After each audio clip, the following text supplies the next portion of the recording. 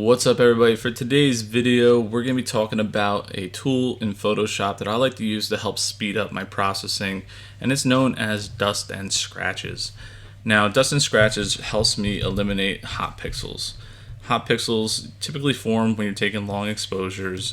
It's issues with your camera sensor heating up, and sometimes you even have dead pixels, which also has to deal with your sensor. So there's several ways to get rid of this. You can actually clone out each hot pixel, which is very tedious, or you can use dust and scratches, which I'll show you in Photoshop how well that does handling these little imperfections. There's also another option, taking dark frames, but I'm going to show you that in another video. And my only issue with dark frames is when it comes down to time. To do dark frames, it really takes quite a bit of additional time depending on the number of compositions you plan on photographing that night, and this might be something that you just don't have the ability to do. So dust and scratches is a good alternative.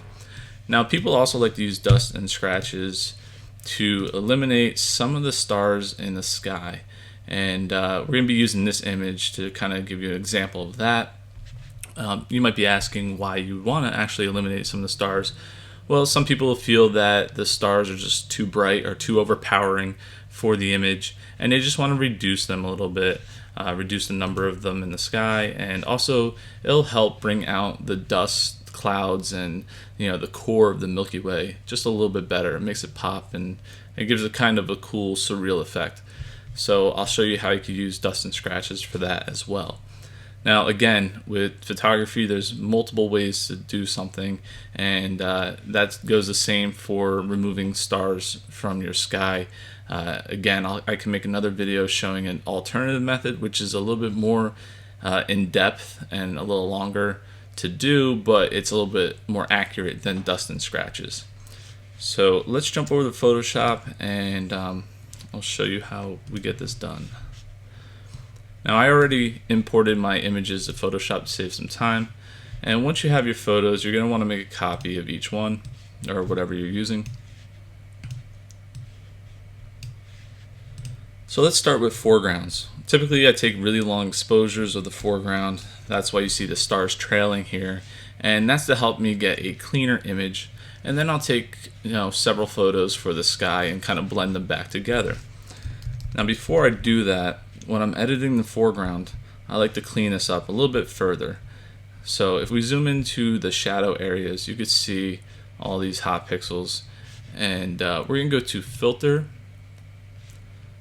Noise, Dust and Scratches. I already have my previous settings from before, and you can see all this, the hot pixels are pretty much gone. You might have a few outliers that you might have to clone out, but it's a lot less cloning than if you had to do each individual hot pixel. So let me reset this to 0 and 1. Typically with hot pixels I keep my radius around 1 or 2 pixels because you want to keep it a small number. The larger you go, the more you're going to affect the whole image and make everything look all weird and soft and blurry. Because it's going to affect more pixels of that image. We want to affect only 1 or 2 pixels. So typically 2 is where I start mine. 1 can work, but it usually leaves a little bit more hot pixels behind that you'd have to clone out. Next, what we want to do is adjust the threshold. Now if you see here, these trees are a little blurry, and that's because our threshold is at 0. As we increase this, this should regain its sharpness to what it was before. It also might bring back some of the hot pixels, so you don't want to go too far. So let's try 10 and see where that leaves us. So you see this got a little sharper, but if we take off the preview, that's how sharp it was before. So it's still kind of blurring the foreground a little too much for my liking. None of the hot pixels really came back, so I could go a little higher with the threshold. If we go up to 15 and we take the preview off, it's pretty good. Still, it's blurring it a little bit. It's also affecting some of the lighting from people's houses and boat docks. So I'll show you how to kind of bring that back in to the original image if you want to keep it. Again, if we go into shadows, not too many hot pixels are visible. I mean, very faintly, you might see one or two. So we're going to raise this up to 20. 20 is pretty good. I'm not worried about the little bit of sharpness I lost. I'm going to show you how to bring that back in this foreground area, but this seems to be pretty clean as well, and maybe I could even go a little higher. Keep it around like 23. There's a couple faint hot pixels coming back in, but they're not too bad. Let's make it 22, get rid of those. Alright, that's pretty good. You know what, there's some more down here, so I might drop it back down to 20. Alright, they're very faint, and definitely are not an issue in my opinion, because we're zoomed in at 300%, so at 100% you're not going to really see any of this. Alright, so once you're satisfied, hit OK. And what we're going to do on this image is create a layer mask. And now beneath this is the original, which has the hot pixels, but it also has the sharp tree line, and you know, these lights are unaffected and everything like that. So if too much of the image was affected in the tree line or whatever is in your photograph, with this mask what we could do is pick a black brush and we could paint along these areas where we want to bring back some of the detail. If I hit the backslash, you can see exactly where I'm painting. I'm just going over this area. You could change the brush a little bigger. You don't want to go too big though, because if we start painting too much in this area, we're going to start bringing back some of the hot pixels. So you just want to go along the treetops and bring back the sharpness.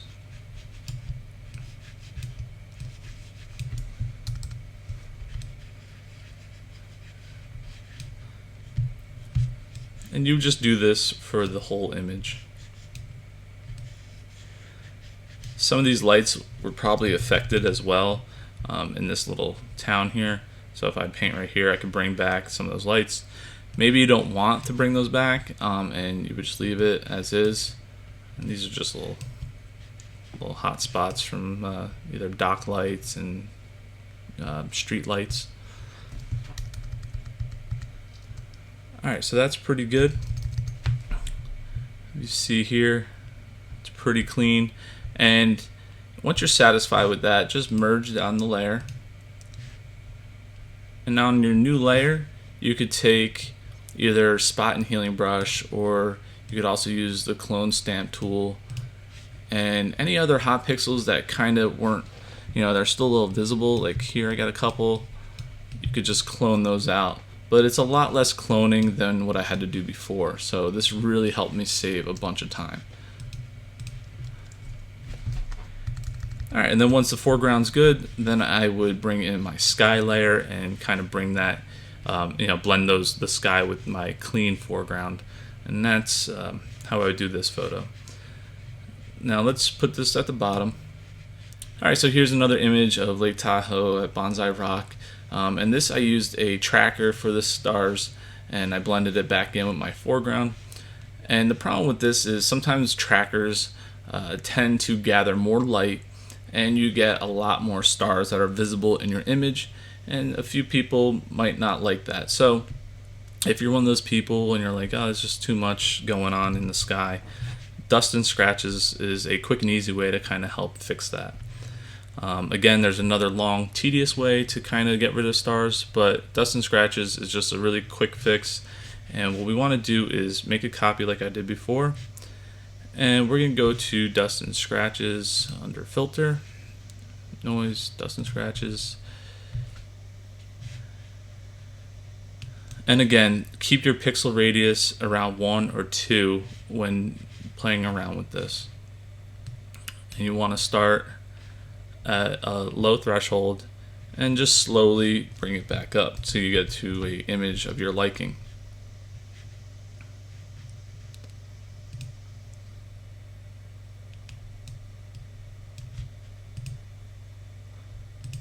And just hit your preview button on and off to kind of see the changes that are taking place.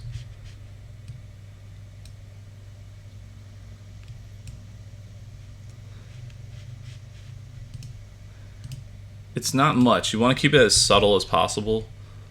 So that's after. This is before. And if you really want to make it a little smoother, just increase the radius to 2. And then bring your threshold up.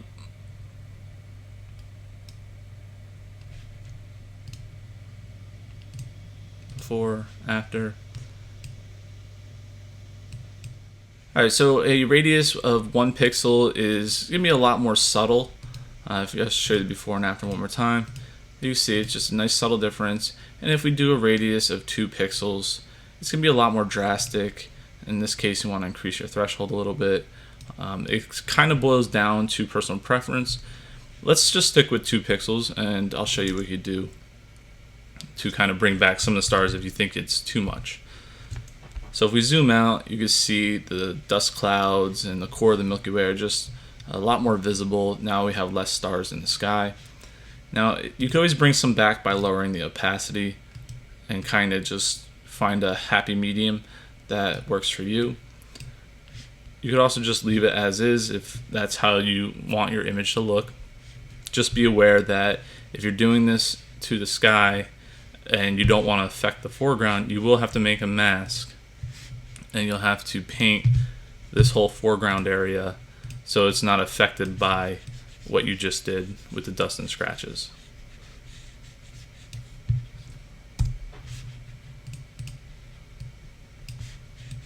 I'm just doing this really quick so you can kind of see exactly what I'm talking about. So you just paint this, and now only the sky is being affected by the dust and scratches.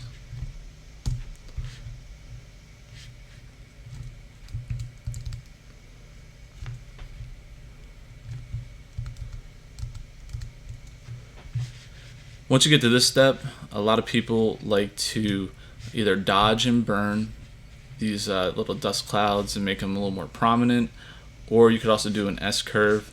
We'll just do some dodging and burning. So I'm going to dodge my highlights, really kind of make this core pop a little bit more.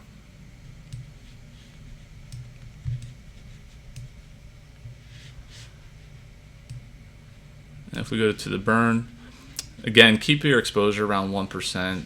Always do everything in small increments in case, so you don't go overboard. And just go over the darker areas just to kind of exaggerate the clouds. So that's your before, and this is your after. And if you go crazy, just tone it down a little bit by changing the opacity. And once you're good with your image, just merge it down. And now you have less stars. And again, this is just a quick and easy way to do that.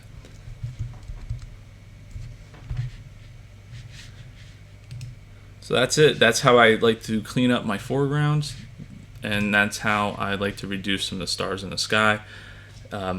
Stay tuned. In the future, I will do a more in-depth tutorial on getting rid of stars. I'll also do another tutorial about dark frames and how that could help you as well to get rid of hot pixels. So hopefully this helps you guys out. Please like and subscribe. See you later. Bye.